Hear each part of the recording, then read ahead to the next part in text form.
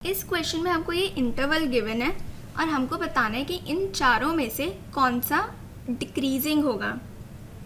अब क्योंकि यहाँ पे ये ओपन इंटरवल है यानी कि हमको स्ट्रिक्टली डिक्रीजिंग कौन सा होगा वो बताना है। अब जब भी इंक्रीजिंग डिक्रीजिंग की बात होती है तो हम एफ डैश एक्स की वैल्यू निकालते हैं, एफ डैश एक्स की साइन चेक करते हैं। अगर एफ डैश एक्स हमारा ग्रेटर देन ज़ीरो हो तो उस केस में हमारा फंक्शन स्ट्रिक्टली इंक्रीजिंग हो जाता है। जब भी एफ डैश एक्स हमारा लेस देन ज़ीरो हो उस केस में हमारा फंक्शन स्ट्रिक्टली डिक्रीजिंग हो जाता है।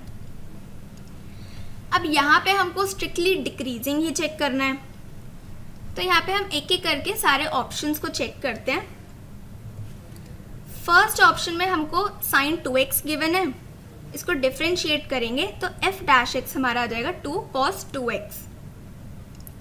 अब यहाँ पर 2x को हम थीटा लेट कर लेते हैं तो एफ डैश एक्स हमारा ये हो जाएगा। अब क्वेश्चन में जो x है हमारा वो 0 से π/2 के बीच में है, तो यानी कि 2x हमारा 0 से पाई के बीच में हो जाएगा। 2x हमारा थीटा के इक्वल है यानी कि थीटा हमारा 0 से पाई के बीच में हो जाएगा, यानी कि हमारे पास आ जाएगा ये।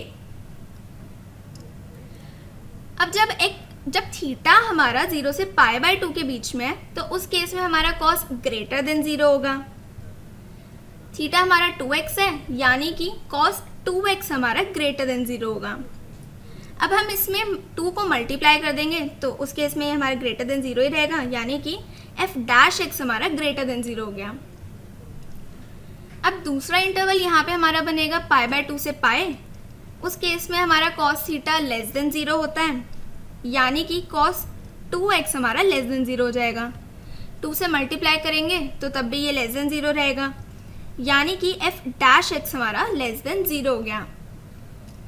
अब यहाँ पर ये ग्रेटर देन 0 है इस इंटरवल के लिए और यहाँ पर ये डिक्रीजिंग लेस देन 0 है, तो यानी कि 0 से पाई के बीच में ये फंक्शन ना तो इंक्रीजिंग है और ना ही डिक्रीजिंग है। बी ऑप्शन है हमारे पास tan x, इसको डिफरेंशिएट करेंगे तो एफ डैश एक्स हमारे पास sec स्क्वायर x आ जाएगा। अब अगर कोई भी स्क्वायर नंबर होता है तो हमेशा ही ग्रेटर देन 0 होता है, तो यहाँ पे जो हमारा sec स्क्वायर है वो ग्रेटर देन 0 होगा, यानी कि एफ डैश एक्स हमारा यहाँ पे ग्रेटर देन 0 आ जाएगा, यानी कि ये फंक्शन इस इंटरवल में स्ट्रिक्टली इंक्रीजिंग हो जाएगा। अब सी ऑप्शन हमारे पास है cos x, इसको डिफरेंशिएट करेंगे तो एफ डैश एक्स हमारा माइनस साइन एक्स आ जाएगा।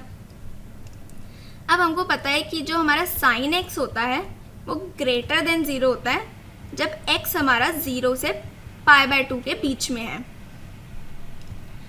अब यहाँ पे माइनस मल्टीप्लाई हो रहा है यानी कि माइनस साइन एक्स हमारा लेस देन 0 हो जाएगा जब x हमारा 0 से π/2 के बीच में है, यानी कि हमको मिल जाएगा ये।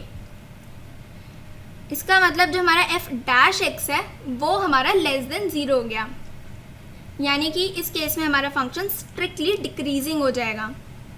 यहाँ पर डी ऑप्शन है हमारे पास cos 3x, इसको डिफरेंशिएट करेंगे तो हमारे पास आ जाएगा -3 sin 3x। अब यहाँ पर 3x को हम थीटा लेट कर लेते हैं, तो यानी कि हमारा एफ डैश एक्स बन जाएगा ये। अब x हमारा 0 से π/2 के बीच में है, यानी कि 3x हमारा 0 से 3 π/2 के बीच में हो जाएगा। 3x हमारा थीटा है तो यानी कि थीटा हमारा 0 से 3 π/2 के बीच में हो जाएगा, यानी कि हमको मिल जाएगा ये। अब यहाँ पर जब थीटा हमारा 0 से पाई के बीच में है तो उस केस में हमारे साइन थीटा ग्रेटर देन 0 होता है। थीटा हमारा 3x है यानी कि साइन 3x हमारा ग्रेटर देन 0 हो जाएगा।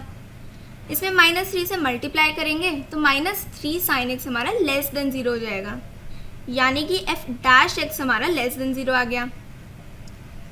अब जब थीटा हमारा पाई से 3 π/2 के बीच में है तो इस केस में साइन थीटा हमारा लेस देन 0 होता है, यानी कि साइन 3x हमारा लेस देन 0 हो जाएगा। -3 से मल्टीप्लाई करेंगे तो वो हमारा ग्रेटर देन 0 आ जाएगा, यानी कि f डैश x हमारा ग्रेटर देन 0 आ गया। अब इस केस में भी इस इंटरवल के लिए ये लेस देन 0 है और इस इंटरवल के लिए ग्रेटर देन 0 है, यानी कि ये जो हमारा फंक्शन है ये ना तो इंक्रीजिंग है और ना ही डिक्रीजिंग है, यानी कि जो हमारा cos x वाला ऑप्शन है वो हमारा करेक्ट हो जाएगा।